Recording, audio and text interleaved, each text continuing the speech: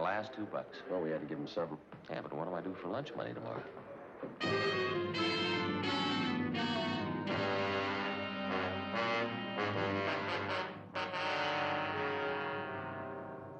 $2 p.m.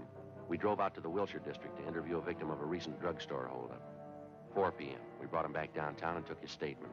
4:30 p.m. Friday, Smith? Hi, Skipper. Henry says that ex-con George Hoffman was in today and you talked to him. Yeah, that's right. Have a look.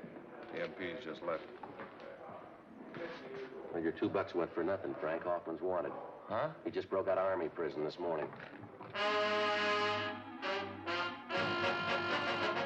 Together with the Army authorities, local officers joined in the citywide search for Hoffman.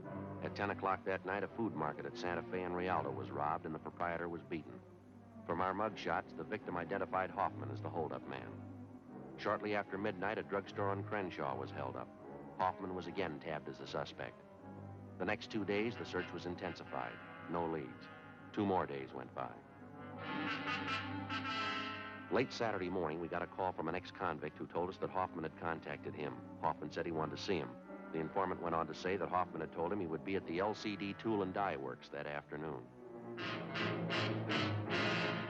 12:43 p.m., Frank and I drove out to the factory. It was a large brick building on the corner of Chandler Boulevard and Verdugo out in the valley.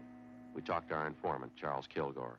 Like I told you on the phone. George called and said that he had to see me. He say what it was about? No, just that it was important. He said he'd call back and confirm it, and well, it's about that time now. Have you got any idea what it's about? Not the slightest. How is it you know Hoffman? I've known him for years, ever since high school. He's a nice enough guy, but a little impressed with himself, maybe. Well, if he's in trouble, why would he call you? I don't know. We got along pretty good in school. Maybe he figures I can help him out of whatever beef he's in. What time did he say he'd be here? He said he'd call me back and let me know. Just said that he wanted to see me, that's all. I said I didn't want to see him. I didn't want to get mixed up in anything. I know he's had some trouble with the law. Yeah? He said I was in it whether I liked it or not, and he wanted to know if I was going to be alone here this afternoon. I said yes. Yeah. I got to thinking about it, decided to call you. Excuse me. LCD Tool and Die Company, Kilgore speaking. Yes? Yeah, George. Uh-huh. Sure, how soon? Okay. It's 107, right on the main floor. Come in the first street entrance, right down the hall. Okay, I'll see you then. Hoffman. Yeah? He'll be here in 20 minutes. We asked Kilgore to check with the building maintenance staff and have the halls kept clear of people for the next 45 minutes. 1:24 p.m. We talked to Sergeants Gaffney and Henry. They left to cover the rear of the building. Cars in the area had been alerted, and a description of Hoffman had been broadcast to all units. In the event they saw Hoffman, they were to keep him under surveillance, but not to attempt to apprehend him. We waited. 1:30 p.m.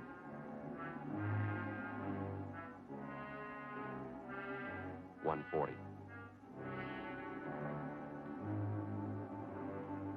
1:46.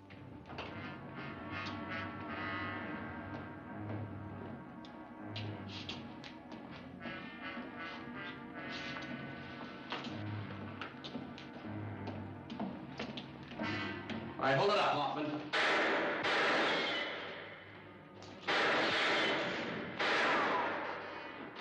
Get him off. Take the stairway up.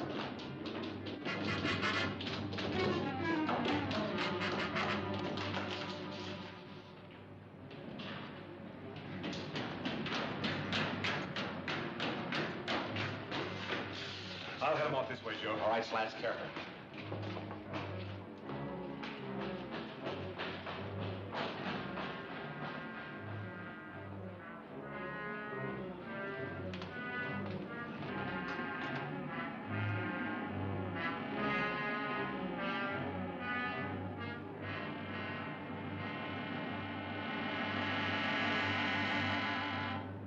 All right, come on out of there, Hoffman.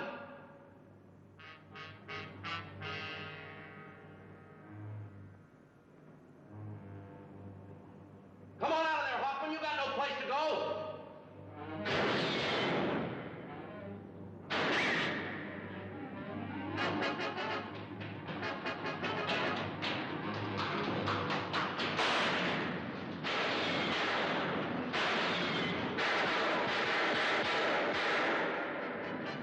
No shooting on him, kid. Throw that gun out here.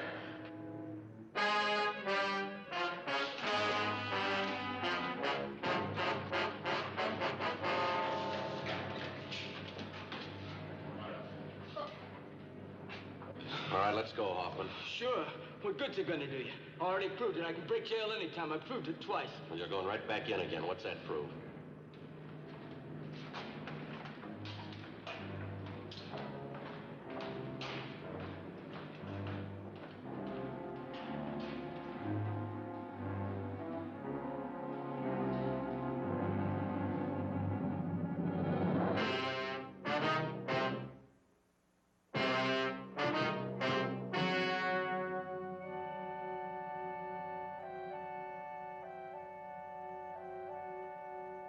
On October 8th, trial was held in Department 89, Superior Court of the State of California, in and for the County of Los Angeles.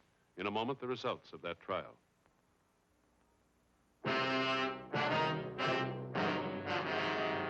The suspect was tried and convicted of first-degree robbery, 3 counts, each sentenced to run concurrently.